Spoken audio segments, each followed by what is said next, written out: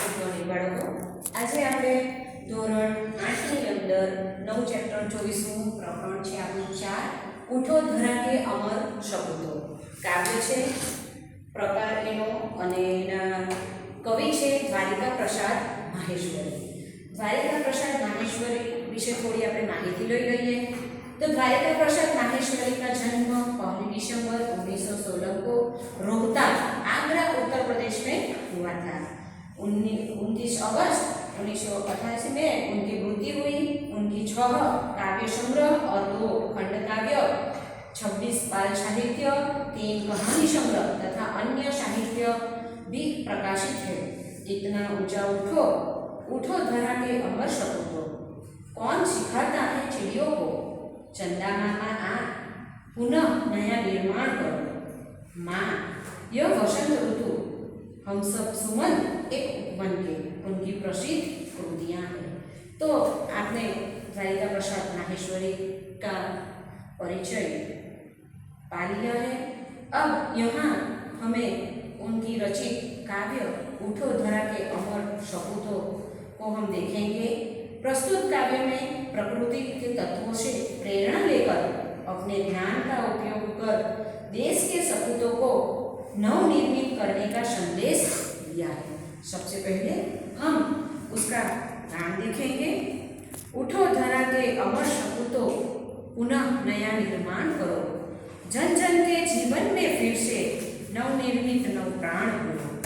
नई प्रात है, नई बात है, नई किरण है, ज्योति नई, नई उमंगे, नई तरंगे, नई आस है, सांस नहीं. युग युग के मुरझे सुमनों में नई नई मुस्कान भरो. उठो धरा के अमर शपूतो, पुनः नया निर्माण करो.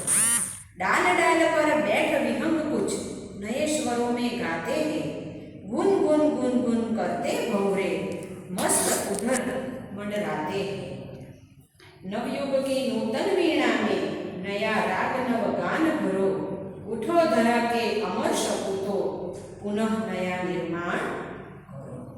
तो आ काव्यની અંદર દ્વારિકા પ્રસાદ માહેશ્વરી કહે છે કે ઉઠો ધરા કે અમર શપૂતો, પુનઃ નયા નિર્માણ કરો. કે હે ભારત માતાના પુત્રો, ગુલામીની રાત વીતી ગઈ છે અને આઝાદીની નવી સવાર ઉગી છે. જન જન के जीवन में फिर से नव स्फूर्ति, नव प्राण. आजादीना नव शहરની નવી ચર્ચા થઈ રહી છે. તો યુવાનોમાં નવો પ્રાણ કરો. નઈ પ્રાત હે, નઈ બાત હે, નઈ કિરણ હે, જ્યોતિ નઈ, નઈ ઉમંગે, નઈ તરંગે, નઈ આસ હે, સાસ નઈ. નઈ પ્રાત એટલે સવાર. તો આઝાદીની નવી સવારની નવી ચર્ચાઓ થઈ રહી છે. નવા વિચારોની નવી કિરણો ફેલાઈ રહી છે. નઈ કિરણ હે, જ્યોતિ નઈ એટલે કે નયા વિચારોની નવી કિરણો ફેલાઈ રહી છે. નઈ उमंगे, नई तरंगे, नई आस है, सांस नहीं. सब अपने जीवन में नए प्रकाश का अनुभव कर रहे हैं. બધા જ પોતાના જીવનની અંદર નવા પ્રકાશનો અનુભવ કરી રહ્યા છે. लोगों के मन में नई उमंग है और हौसले की नई लहरें है. हौसले એટલે હિંમતની નવા તરંગો, લહેરો છે. सबके मन में नई आशा है. બધાના મનમાં નવી નવી આશાએ છે. आज देशवासी खुलकर श्वास ले रहे हैं. આજે દેશના લોકો આઝાદી મેળવીને નવી ખુલ્લા એટલે કે ખુલકર એટલે કે ખુલીને શ્વાસ લઈ રહ્યા છે. હે દેશના સપૂતો, तुम्हें युग युग के मुरझाए हुए फूलों को नई मुस्कान देनी है. उन्हें फिर से खिलाना है. युग युग के मुरझाए सुमनों में, सुमन એટલે ફૂલ, નઈ નઈ મુસ્કાન ભરો. નવી મુસ્કાન ભરવાની છે અને એને ફરીથી ખીલવવાના છે. ઉઠો ધરા કે અમર શપૂતો, પુનઃ નયા નિર્માણ કરો. डाल डाल पर बैठ विहंग नए स्वरों में गाते हैं. गुन गुन गुन करते भंवरे मस्त उधर मंडराते हैं. આઝાદીની આ નવી સવારની અંદર પ્રકૃતિ પણ આનંદિત થઈ છે. डाल डाल पर बैठ विहंग, विहंग એટલે પક્ષી,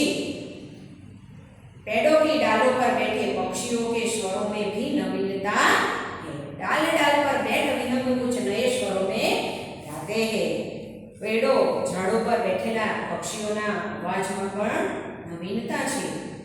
गुनगुन करते भोरे मस्त अधर मंडराते वे भी जैसे खुशी का गीत गा रहे हो। बागों में भौरे गुंजार करते हुए